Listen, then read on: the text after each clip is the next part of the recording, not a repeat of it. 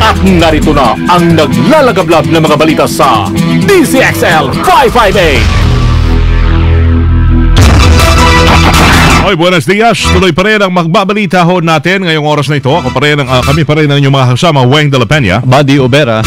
May nangyari sa Quezon City, nilooban ho yung nang hinihinalang miyembro ng Akyat Bahay ang bahay ng mag-asawang politiko sa mula Tayog, Pangasinan. Alas 8 kagabi ng looban ng hindi pa nakilalang sospek ang bahay ni na Congresswoman Marlene Primicias Agabas at Mayor Tyrone Agabas sa Administration Street sa GSIS Village, Barangay Bahay Toro sa Quezon City. Nakinggulat na lamang ho ng caretaker ng bahay na makitang niransak na ang kanilang bahay. Natangay ho ng mga sospek ang LPG tank, laptop, rice cooker at pera sa vault. Talagang may vault, ano? Noong September pa ay huling umuwi sa naturang bahay sina Congresswoman Marlene Primicias Agabas at Mayor Tyrone Agabas.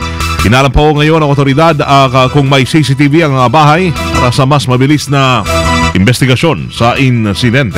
May nangyari din sa Makati, may natagpo ang patay. Isang Canadian national po ito. Sa kanyang tinutuloy ang hotel dyan sa Camagong Street, Barangay San Antonio. Ang biktima ay si Keith William Bullion, 70 anyos at naka-check-in sa hotel.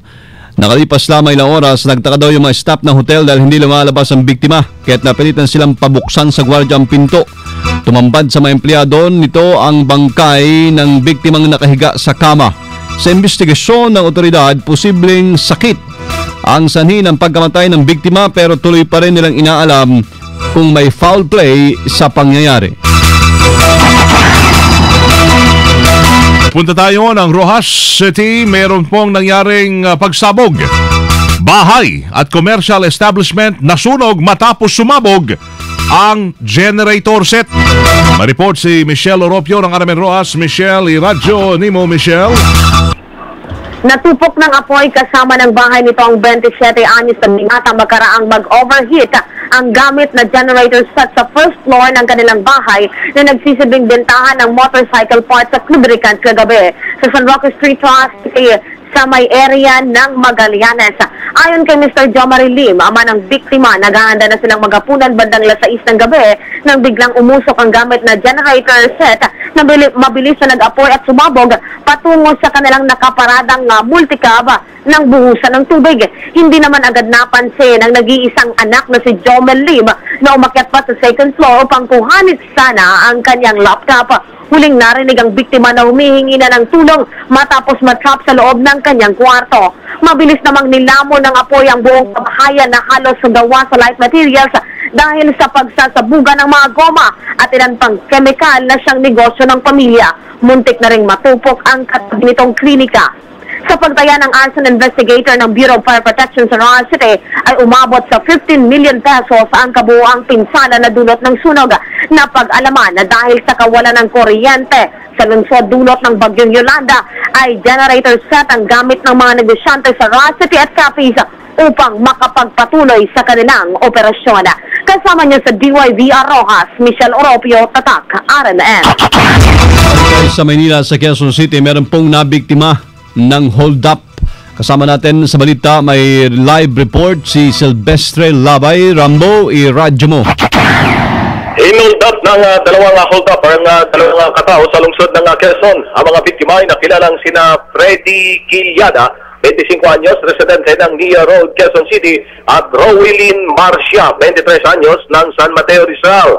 Base sa investigasyon ng pulisya, kagabing pasada alas 11, nagdalakad ang dalawa sa East Avenue. Pagdating sa kanto ng Viluna, Barangay Piñan, Quezon City, bigla silang hinarang ng dalawang hold-upper na armado ng patalim. Tinutukan ng mga biktima pagkatapos ay sa pilitang kinuha ang kanilang pera, mga cellphone, ATM cards at mabilis na tumakas ang mga hold-upper.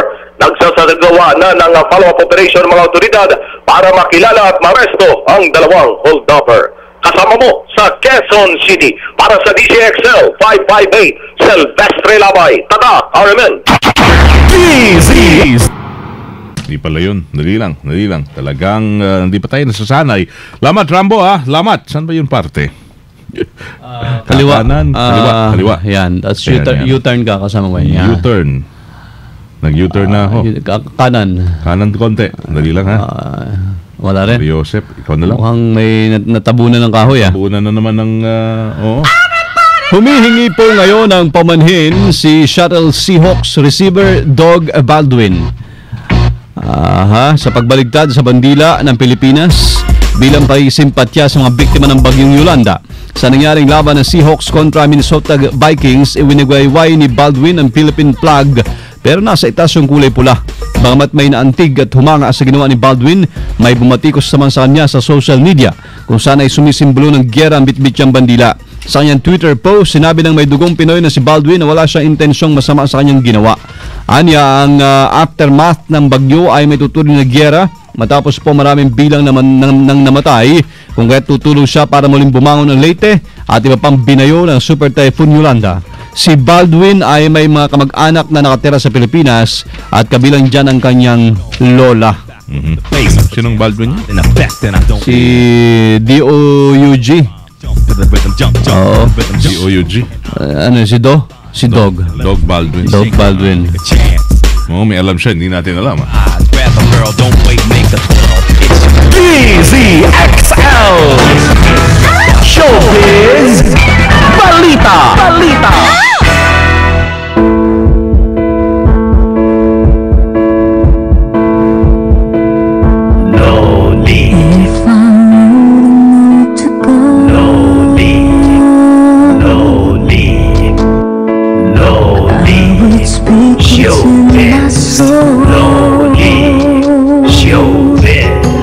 It's me, hello. For all the hate to be swept away. Yes. Amen. Hallelujah.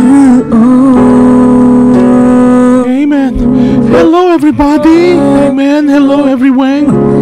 If I Ayos ka. know to God, Oli, ang dating. It's me, Holy Lolly. my heart Holy Lolly. is Hello. May halo ka, Loli. After all to na nangyari, gusto ko lang magpakabait. After all ng mga sunod-sunod, ngayon naman, bulkan, sumabog. Although hindi dito sa atin. Saan yun kanina? Yung nabasa nyo? Indonesia ba yun? Yung vulkan? My goodness, oo. Para bang, is it the end of everything? Hinikayat ho ngayon ng actress na si Christine Reyes. Oh, tinan mo pati siya. Damay-damay na. Na patuloy na magdasal. Magdasal ka na, PB? Oo. Para sa mga biktima ni Yolanda. If you remember, di ba? Isa ang pamilya ni Christine na malubhang nasalanta naman nung Ondoy, nung 2009, na siya'y nasa bubong ng kanilang tahanan sa Marikina. Ang sabi ng actress ay sinadya nitong hindi panoorin ang mga updates ng pananalasan ng bagyong Yolanda dahil na-trauma siya dahil kay Ondoy. Kaya naman pinayuhan ni Christina wag mawala ng lakas ng loob ang mga residenteng naapektuhan at biktima ho ng kalamidad dahil walang ibang maasahan kundi ang poong may kapal. It's me, Loli. God bless you all. Magdasalo tayo, okay? Everywhere we go, in everything we do, put Him first. And everything will follow, and everything will succeed. Buhay ka raw. It's me, Loli. Paparapapap, Holy Loli. we can do it on our own. So Mabuhay, Loli. Loli, para 2016, Loli. Ano yung pangalan mo sa Marilif Goods? Yan, Sa plastic. Plastic. Pati sa kumot, ilagay nyo ang pangalan nyo. Yan. Ilagay nyo. Para hindi makalimutan sa eleksyon. Thank you, Loli, ginising mo yung natutulog na mga nakaupo lang palagi. Himagas! Eto na! Charis, tama na! Nagbago ka na Ayan. Dati-dati may kanta siya. Note to God yung title ng kanta. Ayan. Ngayon naman, Change the World. Ito na, si Loli, Change the Morning. Hello, Loli. Loli. Loli, si PB. Magandang umaga mga kasama. Naku, nakakatuwa si Loli, no? Loli na? Napakadasalin pa Ay rin. talaga. Oo, grabe. Ngayon ko lang na-discover yan, Oo. baby. Sa Takot na tinagal-tagal siguro. yung magkasama. Oo, ngayon lang. Medyo may kinakatakutan rin pala yung... Meron. Oo. Si Yolanda. Kaya ituwid mo na yun, ha? Ituwid mo na yung sarili mo. Kung kung nilikha kang lalaki. Ang mahirap doon. PB, anong balita? Ayan mga kasama, para sa mga Batman fanatic, kung maaalala ninyo na nai-auction at naibenta na ang kotse ni Batman na ginamit sa 1960s TV series nitong Enero lamang, Oh. ngayon may inalabas na namang bagong kotse ni Batman na i-auction sa Mercedes-Benz World sa Brooklands. Dahil palang kotse ni Akala ko lumilipad si Batman. Kotse siya eh. Nagkukotse rin siya. Yung Cool siya Batmobile. eh. Oh, yun. Yes. Ito naman ay inspired sa ginamit noong 1989 Batman series. Ito'y hindi pangkaraniwan dahil ang kotse na ito ay may flamethrower pa at hydraulic suspension. Kung mayroon kayong 90,000 lira o higit 6 na milyong piso, maiuuwi nyo na ang magarang kotseng ito. The man on fire. 6 na milyon. Oo, ito siya mga kasama. Yung ginamit, oo. Maganda. Maganda. Napanood ko yun, nung bata ako dati. Ligo lang. Bibihirang hindi sasakay Si Juan dyan. nata nag-drive yan, yung aktor, di ba? Amerikanong si Michael Keaton nata yan eh. Di ba? Oo. Di ba? Nabutan yung... Oo. Hindi na inabutan ni baby yun. Mabutan yun. okay. Buhay pa naman yung taong yun. No? At yan po ang balitang panghimagas. Candice XL Sinwon Chong Sinwa Phoebe Tatak Armen. Salamat, PB! Thanks, Miss Baby. Padasalin rin yan si PB. Oo naman. Oo. Kaya nga may ano na yan eh. Oo. Eh, Natatapilok talagang. Ay, oy, Diyos. Yeah. Thank you, PB. DZXL Ulat Trafiko. Uy, nandito na pala to. Nakabalik na. Good morning, Vietnam! Diba galing kang Vietnam, Rambo? Kaya lang, hindi natin naramdaman eh. Diba? Hindi ko alam ang lasa ng pagkain ng Vietnam. Oh, hindi niya pa. Pasok na, bye. Pasok na, tol. Bye. Ay, kasamang balik. May tanong ako kanina, napahiya tuloy ako. Wala, sumagot. Di ba galing kang Vietnam? Vietcong? Oo, sinalubong ko si Yolanda, 13 patay doon sa Vietnam. Oh, buti hindi ka sinalubong. Sinalubong mo pero hindi ka sinalubong. Oo, buti naman hindi. Lumihis sa'yo. Nadulas, di ba? Dahil mula pag-asa pa'y ramdam na ramdam ko si Yolanda, Oh. ay gusto kong mararamdaman kung gaano siya magmahal. Matindi pa lang pagmamahal niya sa Pilipinas, pero sa Vietnam hindi gaano dahil Bakit? 13 lang yung Dali lang. kanyang, Hindi ko mag-gets buwisan ng buhay. Oh, at saka yung linya mo kasamang Weng, maganda eh, qualified eh. Oo. Sinalubong ni Rambo ang bagyo. Oo. Pero wala tayong pasalubong. Nadala ni Yolanda. At qualified din yung sagot ni Rambo. Na? Oo, Nadala ni Yolanda. Yolanda. Kaya dahil dyan, bati-bati tayo. Hindi talaga. Ibang klase ka talaga, Rambo, ha? Yolanda. Parang may dugong politiko si Yolanda eh. Pati yung dala-dala natin eh. Pati ikaw rin, may dugong politiko. Magaling ka na Ano yun? magsalita talaga. Idol na kita. Oo. Dami mong palusot. Ano bang... Alam naman mala ako kayo kasi. Good morning, Idol. Mon Samson. Secretary Rojas. Ay, sige. Okay, ang Binate. trapiko. Oh, nakikinig si Secretary Rojas siguro dyan sa samantala, kasamang bali at Weng, ang kahabaan ng Commonwealth Avenue ay banayad ang usad ng mga sasakyan hanggang sa makarating sa harapan ng Sandigan Bayan. Pagkalampas nito ay banayad na ang usad ng mga sasakyan, pero sa kabilang linya patungo sa kahabaan ng East Avenue ay banayad hanggang mabagal, lalo na pagdating sa Pilcoa hanggang Elliptical Road. Ayan. Ayos Kahapon, di ka rin napakinggan ni Professor Eric San Juan. Dahil nasa pribadong lugar siya, hindi naabutan yung iyong MOTTO mo. Abay, ulitin natin kay Professor Eric San Juan. Oo. Hindi rin ako Di ba? napakinggan. Hindi mo rin napakinggan yung MOTTO mo? Ay, napapakinggan niya ni Jennifer Villamor Tusok. Nawalan to ng cellphone pero wala ng communication eh. Diyan sa Laguna, si Jennifer Villamor Tusok. Tusok, naalala ko yan Dali, bye. Diba dati? Jimmy Mendoza, naalala din yan yung motto natin, ang ating MOTTO ko or motto kasamang Weng at Buddy. Diba dati, bago ka umalis, sabi natin, kantahin mo naman yung motto? Diba? You put a music. Kailangan natin ng music sa mga panahong ito eh.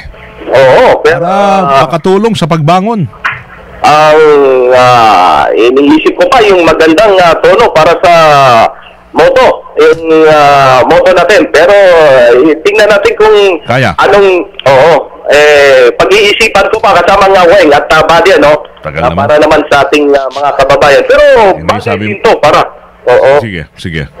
MOTTO mo, sige bye. Ang aking MOTTO ko or motto, love doesn't need to be perfect.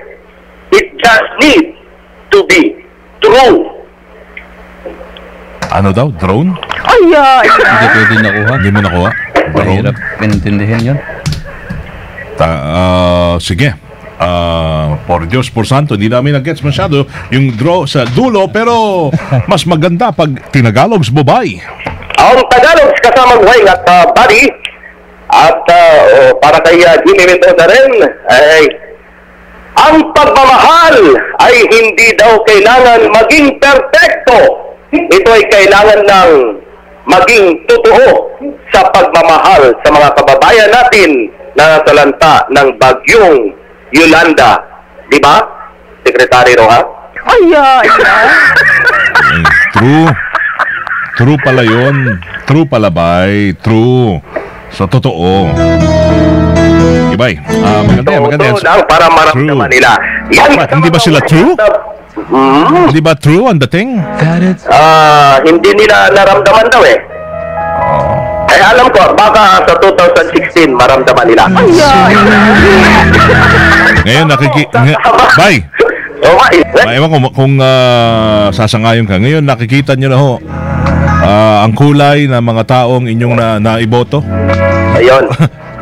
Ang kulay na ang pwede nilang gawin sa oraso ng mga sakuna, makikita kung gaano ba ka-sincere o gaano ba nagdadalamhati yung mga yon, o puros papogi pa rin, o pa-picture pa rin.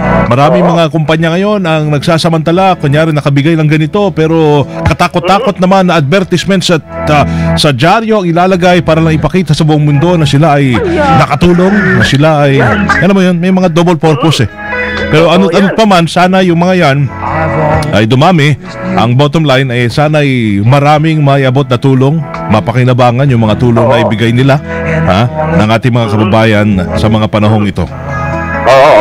Okay. Tama yan, kasama nga Weng at Buddy. Sana itutuloy yung kanilang pagmamahal talaga sa mga kababayan na biktima ng bagyong Yolanda. Ika nga ng pari ka nung linggo pagmamahal ang kailangan. Sana yung mga pari makikita rin natin nagmamarcha doon, pumupunta ron, nagbibigay, hindi lang nagbibigay ng misa, kundi yung mga overtime. Meron ako nakitang foreigner yung may dala siyang cruise, nakita mo ba yun? Ano ang Buddy? Sige lang, kasama. May dala siyang crucifix na malaki. Buhat-buhat niya yun. Na-feature ata ng isang television station yun. Ay maganda yung ginawa niya. Buhat niya yung malaking cruise. May gulong naman yun, pero mabigat dalhin yun. Umuulan. Sumasalubong sa kanya yung mga Takloban. At pinagdarasal niya. Sabay-sabay napapaiyak yung mga Takloban, pero nakikita nila yung presensya ng tao. Higit sa lahat yung presensya ng krus na nakikita nilang naglalakad doon o may ikot-ikot sa kanila para ipakita na may pag-asa pa. Hindi kayo napabayaan, hindi kayo pababayaan, aalalayan kayo na nasa itaas. Maganda yung gano'n Pero may mga paring umikot-ikot rin doon. Kahit may walang dalang relief goods, may dalang dasal lang, may dalang konting pagsabi na hindi kayo nag-iisa. Nakikiisa kami, nakikidalamhati kami. Sana meron gano'n diba, Rambo? Tama yan, kasamang Weng. Ilang kailangan nila doon yung pagmamahal na ipadama mo kahit paano mapawi yung kanilang kalungkutan. dun sa Tacloban. Ganda nyo. Mapawi ang kalungkutan ng Tacloban. Alright, bye. Thank you, bye. Sige kang Makatang Makata. Oo. Kasama mo sa kahabaan ng Commonwealth Avenue, Silvestre Labay. RMM. Thank you, Rambo Labay. Back from Vietnam. Sana hindi nag-ikot niya. Hang on. Kapit lang, kapit. Kapit. Salamat ho sa inyo naging pagtutok ngayong umaga sa amin. Overtime, salamat kay Manang Audrey sa pag-sponsor ng oras. Robust Dietary Supplement for Men para ho sa lalaking astig at hindi umurong sa namang laban. Thank you. Robust Hotline 0909-3333-333. Diretso mga naglalagababo ng mga balitang tatakarmen ang inyong napakinggan dito lamang sa DCXL 558. Kayo po umaga ito maasama ng Martes, November 19 na tayo, 2013. Aman nyo sa serbisyo publiko from the city of Zambo, Elisares Primo Hermano, Weng de la Peña. From the province of Occidental Mindoro, mabuhay. Ako po si Buddy Obera. Kami ho ay Tatak RMN. Naglalagablas sa mga balita ang 15 minutong kalipunan ng mga pinakahuling kaganapan sa Kalakang Maynila, sa ating bansa at saan mang dako ng mundo. Naglalagablas dito lamang sa Unang Iyan DZXL 558, ang bagong kasama mo.